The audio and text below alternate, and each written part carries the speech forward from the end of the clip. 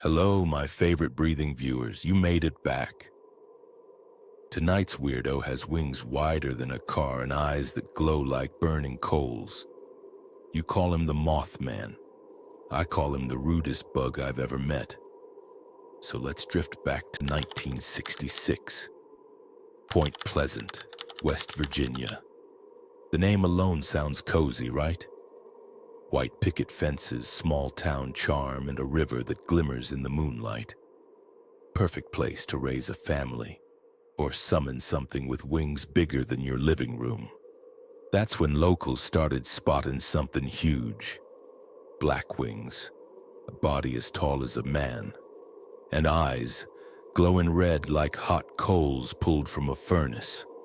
The first big report came from two couples driving near the TNT area, a maze of abandoned World War II bunkers. They swore a winged figure rose out of the shadows and chased their car for miles. They floored it, 100 miles an hour. But every time they looked up, there it was, hovering right above them. Imagine checking your rearview mirror and seeing a 6-foot moth pacing you like it's drag racing. Nope, not for me. I don't even have skin and I'd still get goosebumps. Now you mortals have very predictable reactions when you see monsters. Half of you panic, half of you take blurry photos, and a small but very special group of you try to interview it for TikTok.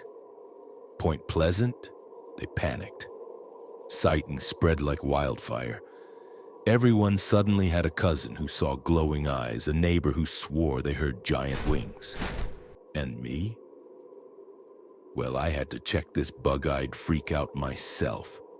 Not to stop him, come on, I'm a skeleton, not Batman. But when another weirdo shows up in my territory, I like to know who's flapping around. The deeper I looked, the clearer it became. This wasn't just a random monster sighting. The Mothman had a history, a trail of fear and disaster that stretched far beyond that first car chase in Point Pleasant. And it was about to get a lot darker. People noticed a pattern. Wherever the Mothman appeared, bad things followed. And on December 15th, 1967, tragedy hit. The Silver Bridge, connecting Point Pleasant to Ohio, collapsed during rush hour. Cars plunged into the icy river below. 46 people never made it home. Locals swore they'd seen the Mothman perched on the bridge in the days leading up to the collapse, watching, waiting, maybe warning. Coincidence? You humans love that word. But I was there. I saw those eyes glowing through the fog. And when you've lived in a graveyard as long as I have, you know better. There are no coincidences. So here's a question for you, breathing viewers. If you saw glowing red eyes staring at you from a bridge, would you cross it anyway? Or would you turn around and find another route? Tell me in the comments.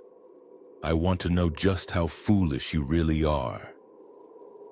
After the collapse, the sightings slowed. Some said the Mothman had left, mission accomplished.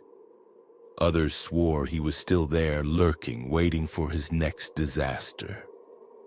But Point Pleasant didn't erase him from memory. No, they doubled down.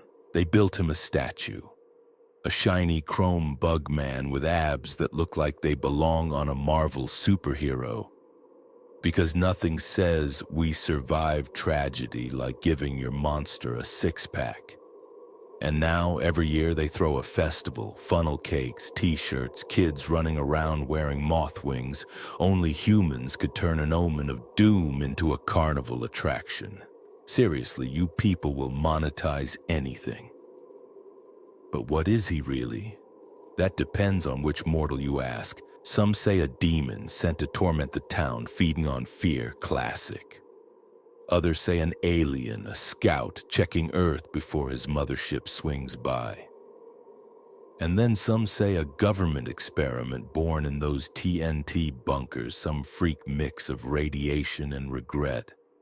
And skeptics, they said it was just a sandhill crane, sure, because cranes famously glow red, chase cars, and give people psychic dread. Nice try. But here's the part people forget. He didn't stay in West Virginia. Chernobyl, 1986. Survivors whispered about a black bird with glowing red eyes circling the plant before the meltdown. They called it the Black Bird of Chernobyl. Freiburg, Germany, 1978. A group of miners claimed they were confronted by a winged humanoid at the entrance of a mine. They refused to go inside.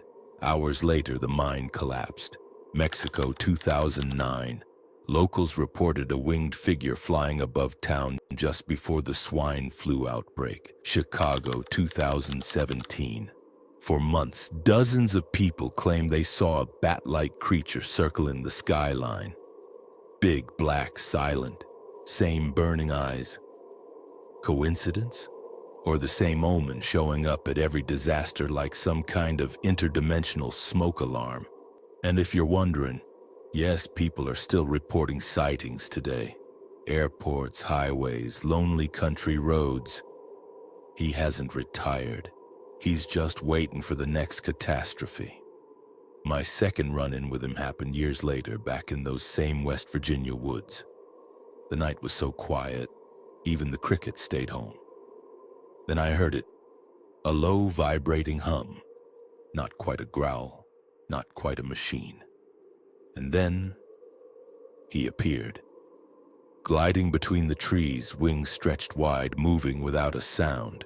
He circled me once, eyes glowing faint in the mist. Didn't swoop, didn't attack, just hovered. Like he was saying, "Relax, Skelly. You're already dead, not my problem."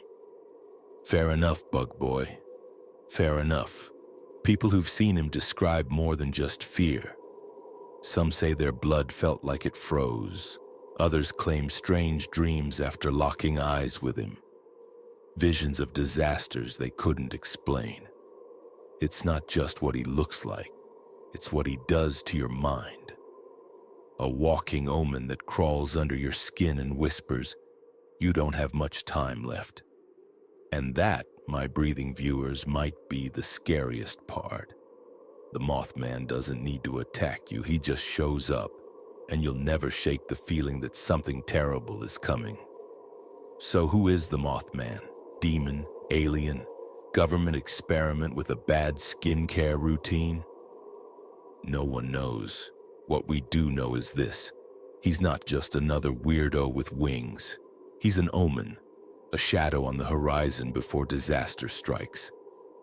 Tell me, my fragile little viewers, if you saw those glowing red eyes in the dark, would you run? Or would you stick around to grab a selfie? Drop it in the comments. I'll be judging your foolishness. And of course, don't forget to subscribe. Unless you'd like a 6-foot bug to chase your car home tonight. Until next time, sweet screams.